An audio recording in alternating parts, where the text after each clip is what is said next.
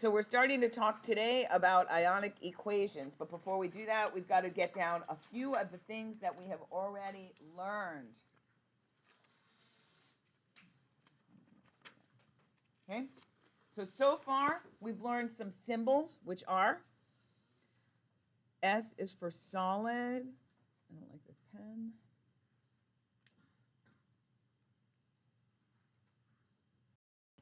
All right, here we go. So we know about solids. We know about liquids. And we learned gases, that this represents gases. We also learned that this AQ is what we call aqueous. And it means soluble in water. We also learned that the arrow means yields, and it does not mean equals. The difference is that yields is a movement, like moving toward, like these reactants are moving toward. And this is evident by the fact that yesterday we stopped the reaction in the middle. So if it was an equal sign, then it would go there all at once. But it didn't. We literally stopped the reaction and said, yeah, we're going to stop it. We're going to pull the nail out now.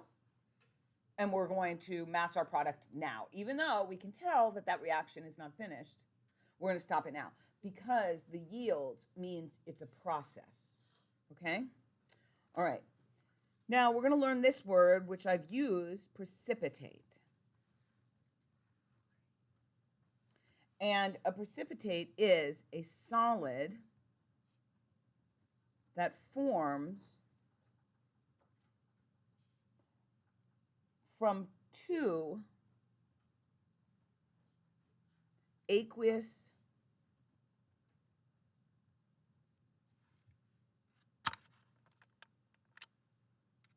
solutions. So I'm going to show you a little demonstration of that right now. All right? And we're going to write out this equation, and then we're going to use this equation to learn our new material. So here is what I'm going to do. This is called a complete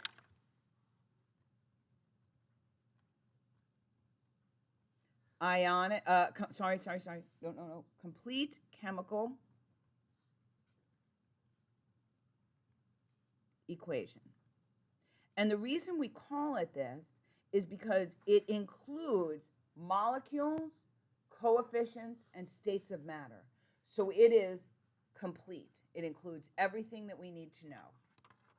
And here is the complete equation of what's going to happen. I'm going to take potassium iodide, which is aqueous because of the potassium. I'm going to add to that lead 2 nitrate,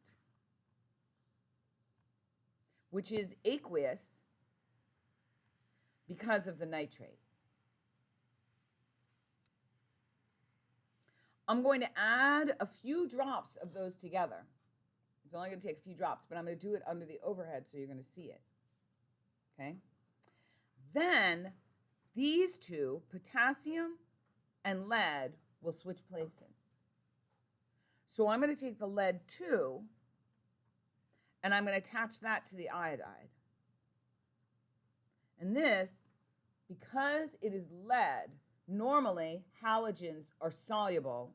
Exceptions: lead, mercury, and silver. So this is going to be a solid. So this is your precipitate, because the two aqueous solutions are coming together and making a solid, and we're going to see that form. Plus, the other one is going to be the potassium and the nitrate, which is KNO3. And this, because of the nitrate and the potassium, is aqueous. Now, we need to balance this equation, and the reason is because it is good. So on our form, for example, will it go? Yes. Why? Because lead iodide is solid. Or you can write all criteria is met, right? Whatever. That's why. How do you know? Rule 1 and Rule 2 are met. That's how you know, right? Okay, so let's balance this. I have 1 potassium, 1 potassium, 1 nitrate, 2 nitrates. So I'm going to go back and put a 2 here. Now that changes my potassiums, doesn't it? So I need to go back to the beginning again. I have 1 potassium and 2, so I need to put a 2 here. Okay, so now I'm ready. 2 potassiums, 2 potassiums, 2 nitrates, 2 nitrates, 1 lead, 1 lead, 2 iodides, 2 iodides, and now I'm done. Okay? All right, so let's see it. Let's see it. So here's my test tube. That's dirty. Let's get a clean one so we can see everything. Here's my test tube, all right? And what I'm going to do is I'm going to start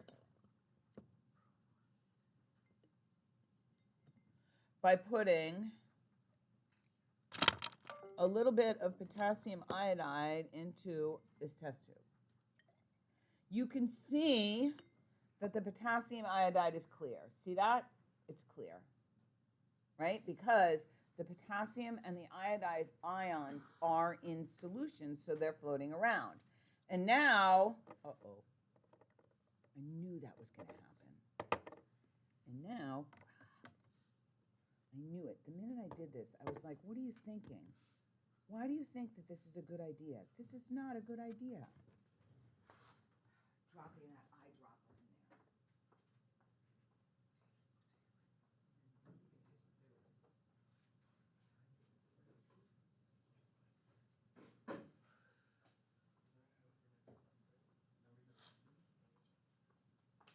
This is a dumb idea, and I did it anyway.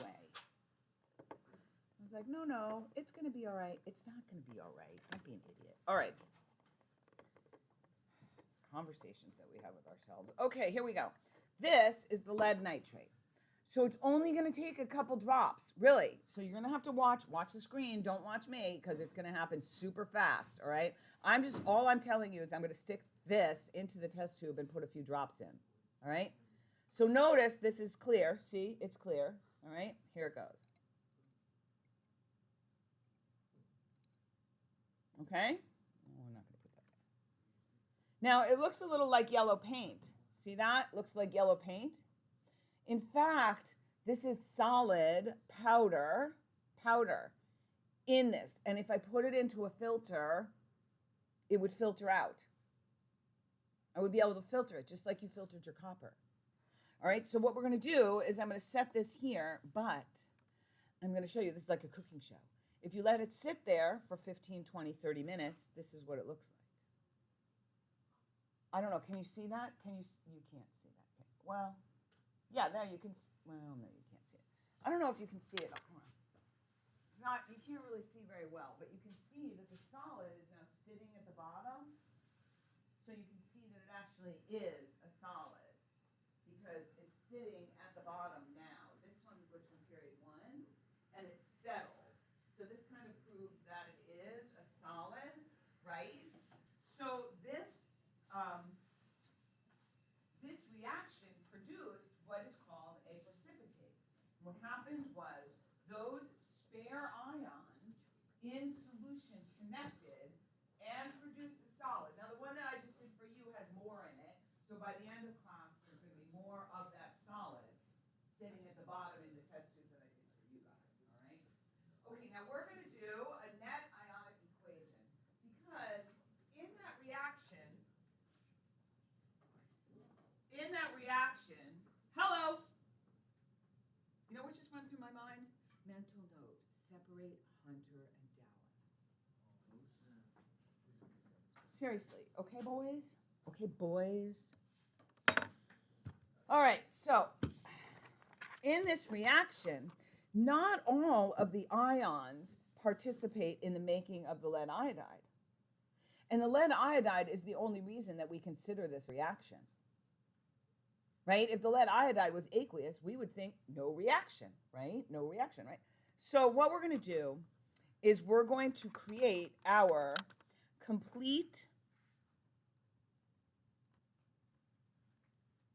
ionic equation.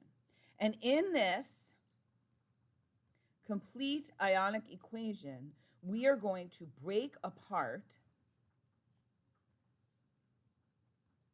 all aqueous compounds, not solid, only aqueous compounds.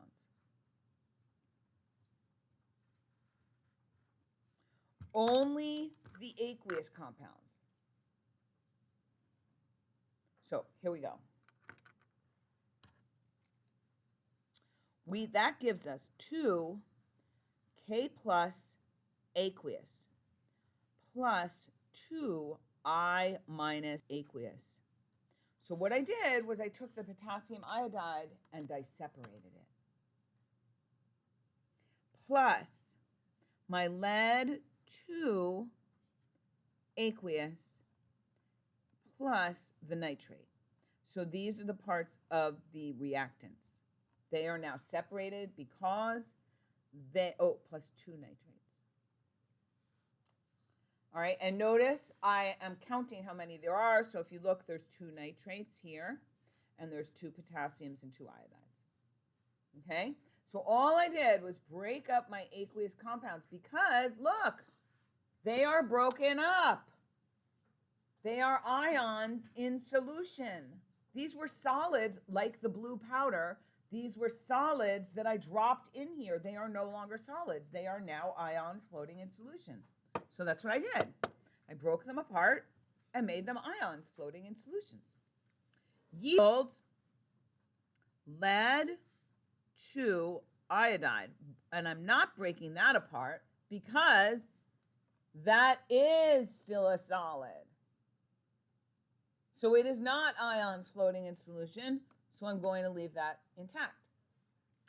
Plus this, the potassium nitrates, they are floating in solution. So 2 potassiums, aqueous, plus 2 nitrates, aqueous. And I know that there's 2 of them because I balanced the equation.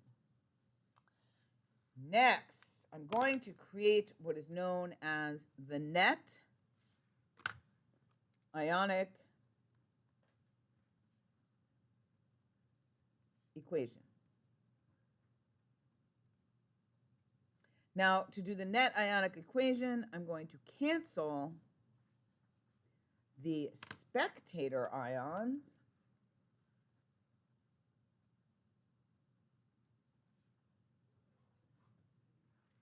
and the spectator ions are the ones that are ions on both sides of the equation.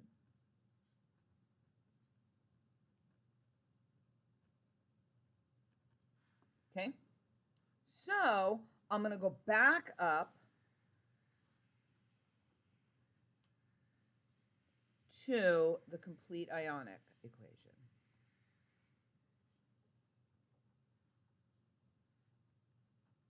And I'm going to cancel. So I go back up and I cancel.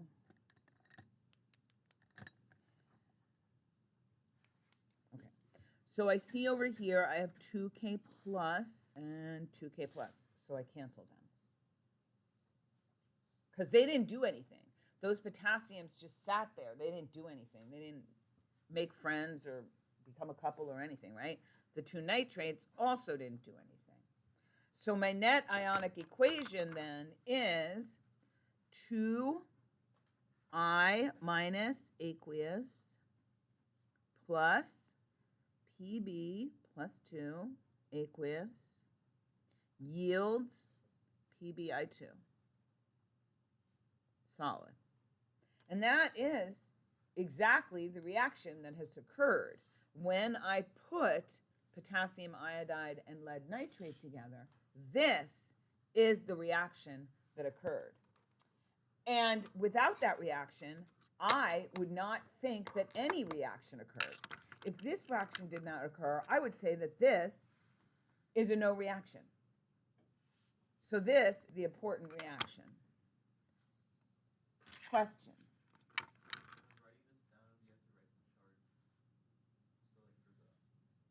Here? Yes, these are ions. So you have to write the charge, right? Because if you just wrote 2I, that would be iodine, like right off the periodic table. And then it would have to be diatomic, and it would be wrong. Okay, so these are the ions. Besides that, iodine is a solid, and if I dropped iodine in water, it would just drop to the bottom like a rock. This is dissociative and is floating around inside this liquid right here. Okay? Yeah. All right, how are we doing? Okay, ready to do a practice problem? Okay, here it is. So practice.